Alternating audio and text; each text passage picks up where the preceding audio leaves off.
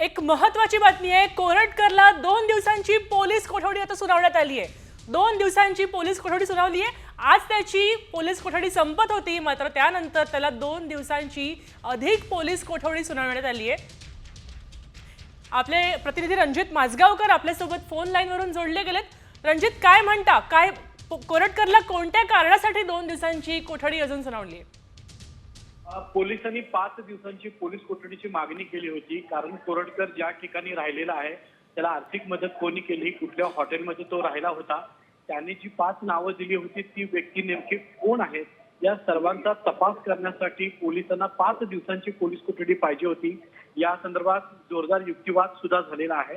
मात्र सध्या न्यायालयाने तिन्ही बाजूचा युक्तिवाद ऐकल्यानंतर 30 तारखेपर्यंत म्हणजे आणखी 2 दिवसांची प्रशांत कोरटकरला पोलीस कोठडी सुनावलेली आहे। धन्यवाद रणजित। आपण पाहतोय की त्याची पोलीस कोठडी कोरटकरची आता अजून 2 दिवसांनी वाढवली आहे। 5 दिवसांच्या कोठडीची मागणी केली होती, मात्र त्यातले 3 दिवस कमी करून 2 दिवसाची कोठडी सुनावण्यात आली।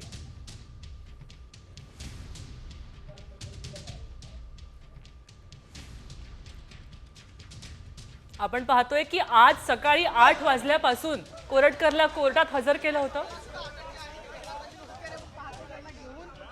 आता 2च दिवसाची दिली आहे रविवारपर्यंत।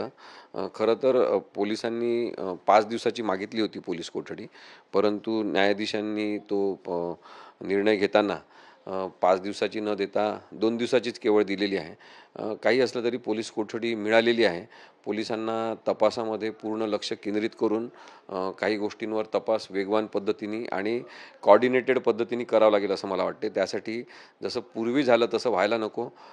नागपूर पोलीस असतील, चंद्रपूर पोलीस असतील यांनी कोल्हापूर पोलिसांना पूर्ण मदत आणि सहकार्य करून हा तपास वेगवान पद्धतीने करता येऊ शकतो असं मला वाटते। सर, रिमांडची कारणं काय होती? पोलिसांनी कशासाठी रिमांड मागितलं होतं आणि खरंच अशी परिस्थिती कोरटकरच्या बाबतीत झालेली आहे का? सुरुवातीला तर आरोपीचे आवाजाचे नमुने घ्यायचे होते।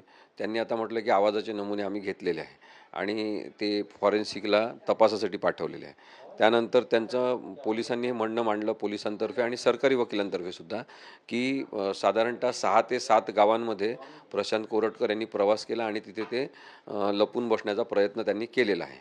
त्यामुळे त्या सगळ्या शहरांमध्ये सुद्धा चौकशी झाली पाहिजे। आता एक ऑब्जेक्शनेबल अत्यंत गोष्ट मला वाटली की हॉटेल सिद्धार्थ प्रीमियर नावाचं जे चंद्रपूरचं हॉटेल आहे तिथे त्याला लपून बसण्यासाठी धीरज चौधरी नावाच्या व्यक्तीने मदत केली आणि धीरज चौधरीची माहिती घेतली असता असं पुढे आलं की तो बुकी आहे, म्हणजे ऑनलाईन सट्टा बाजार चालवणारा व्यक्ती आहे। त्यामुळे हे बाकीचे जे लोक ज्यांची नावं आता सरकारी वकिलांनी किंवा पोलिसांनी माझ्या माहितीप्रमाणे घेतले त्याच्यामध्ये हिफाजत अली म्हणून कोणीतरी इंदोरचा आहे, प्रशिक पडवेकर कोणीतरी आहे, असं कळते की BJPच्या एका नेत्याचा तो काहीतरी कार्यकर्ता आहे आणि धीरज चौधरी आणि काही अजून 1-2 नावं घेतले।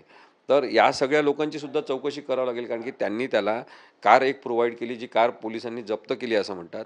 माझं म्हणणं आहे की या सगळ्या ठिकाणी 2-3 राज्यांमध्ये फिरताना वेगवेगळ्या कार त्यांनी वापरल्या असतील त्याची सुद्धा माहिती घेणं आवश्यक आहे। मग आता या लोकांची नावं माहीत आहेत, त्यांना पोलिसांनी सांगितलं की व्हॉट्सअपद्वारे आम्ही नोटीस इश्यू केलेली आहे, त्यांना ती मिळालेली आहे।